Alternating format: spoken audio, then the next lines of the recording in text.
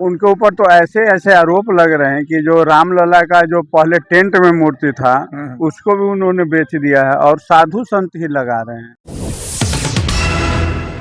कन्हैया कुमारी बहुत विरोध कर रहे हैं। नहीं, कोई भी विरोध करेगा, जो जिसकी आस्था है, लोगों की आस्था के ऊपर ये डाका डाला गया है। तो भगवान अवतरित होंगे और इनका पाप लोगों के सामने आ चुका है। जिस प्रकार से इन लोगों ने लाखों करोड़ रुपया लूटा है, लोगों के सामने आ चुका है और इस पाप का अंत होगा।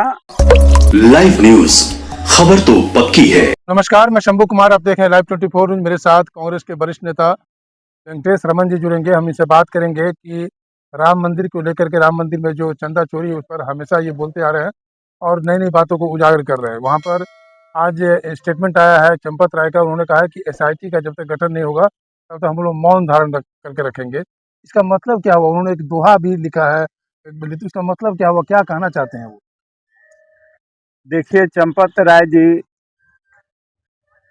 पूरी तरह से दोषी हैं।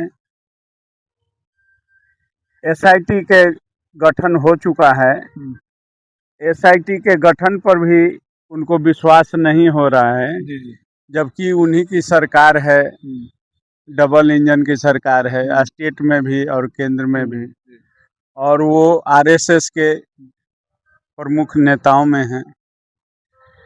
वो उनके ऊपर तो ऐसे ऐसे आरोप लग रहे हैं कि जो रामलला का जो पहले टेंट में मूर्ति था उसको भी उन्होंने बेच दिया है और साधु संत ही लगा रहे हैं।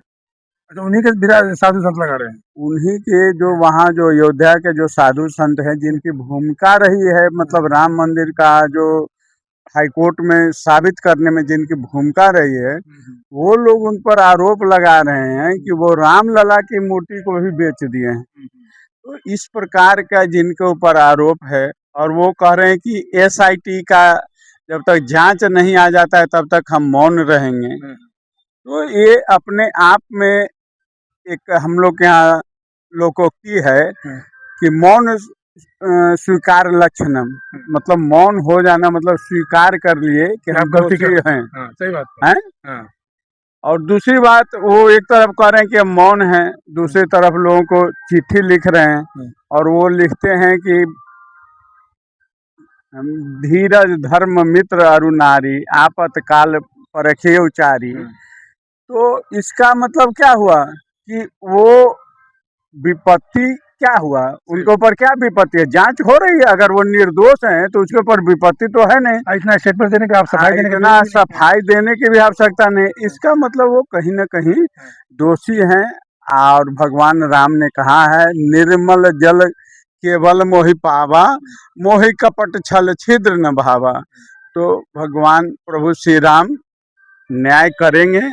जो पाप इन लोगों ने किया है भगवान राम के नाम पर, भगवान इन लोगों के पाप से प्रताड़ित हैं, पीड़ित हैं, और उसका कहीं ना कहीं जो हमने कल कहा था कि बेगी लगाई, तो बेगी लग चुका है इन लोगों के पाप में। और भगवान ने कहा है कि जब जब हो ही धर्म की हानि, बाढ़ है असुर अभय अभिमानी। तो भगवान अवतरित होंगे और इनका पाप लोगों के सामने आ चुका है। जिस प्रकार से इन लोगों ने लाखों करोड़ रुपया लूटा है, लोगों के सामने आ चुका है और इस पाप का अंत होगा। ये बात भी तय है कि जो SIT की जांच हो या CBI जांच हो, दोनों जगह तो सरकार इन्हीं की है।